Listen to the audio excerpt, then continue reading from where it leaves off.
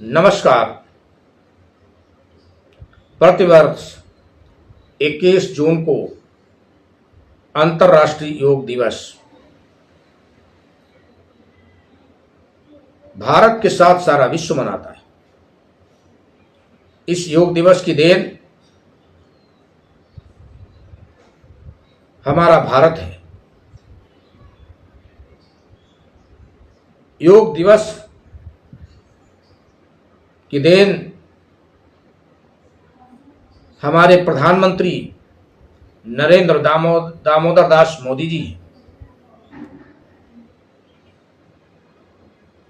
योग दिवस का प्राचीन इतिहास महर्षि पतंजलि से है, वो भी आर्यावर्त से थे। योग की देन ही हमारा ऋषि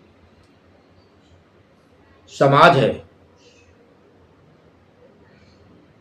पतंजलि जैसे हमारे ऋषि जिन्होंने योग को जन्म दिया, अष्टांग योग उन्होंने बताया। यम, नियम, आसन, प्राणायाम, प्रत्याहार, धारणा, ध्यान, समाधि, ये योग के 8 अंग बताए और कहा योग का अर्थ क्या है। चित्त वृत्ति निरोधा सा योगा। योग का अर्थ है चित्त की वृत्तियां जो इधर उधर भाग रही हैं उनका निरोध कर लेना योग है। योग का अर्थ ही है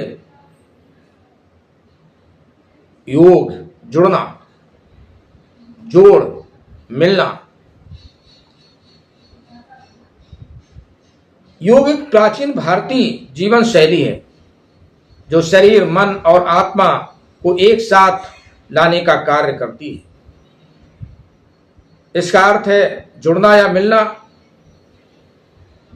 जो व्यक्तिगत चेतना को सार्वभौमिक चेतना से जोड़ता है। योग में शारीरिक व्यायाम, सांस लेने की तकनीकें,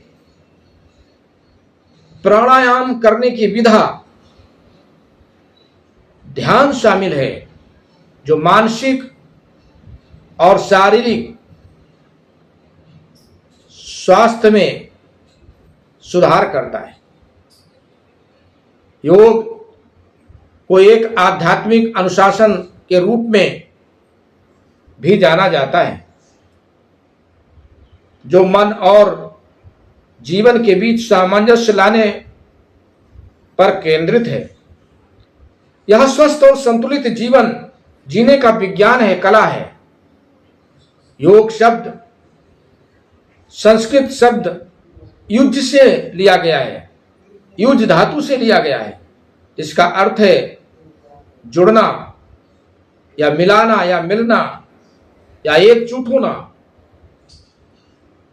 योग के विभिन्न प्रकार हैं, जैसे हठ योग हमने पूर्व में बताया, अष्टांग योग, और गीता के अंदर तो योग के कुछ मुख्य प्रकार बताए गए, जैसे कर्म योग,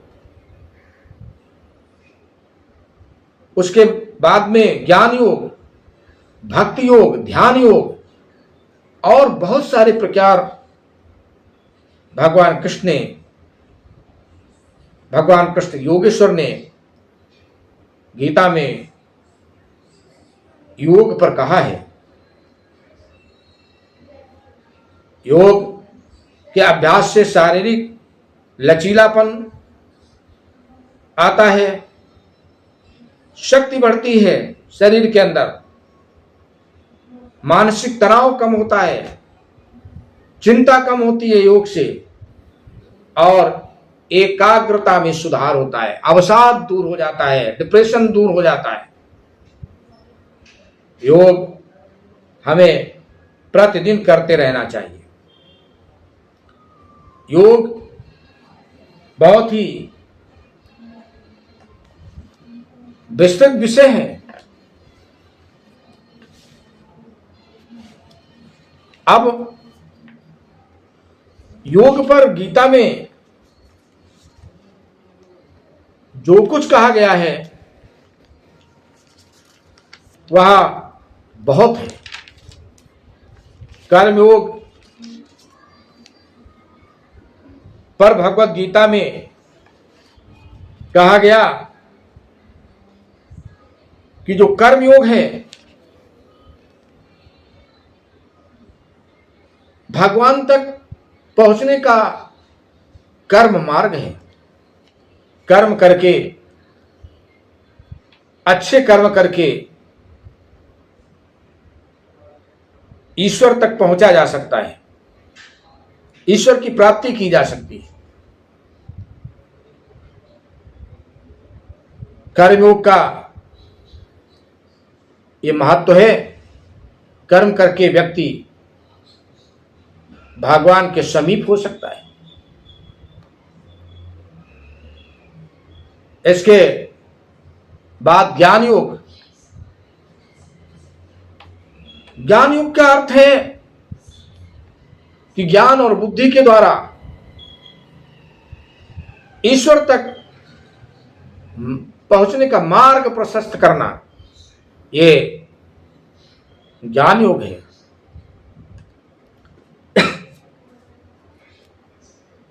भक्ति योग में प्रेम समर्पण के माध्यम से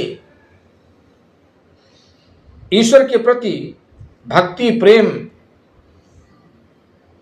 विकसित करने का मार्ग है भक्ति योग। भक्ति योग एक अद्भुत योग है। चौथा योग जिसको भगवान ने कहा कि ध्यान योग, इसमें मन को एकाग्र करके ईश्वर के मार्ग को प्रशस्त करना, ईश्वर के समीप, भगवान के समीप पहुंचने का मार्ग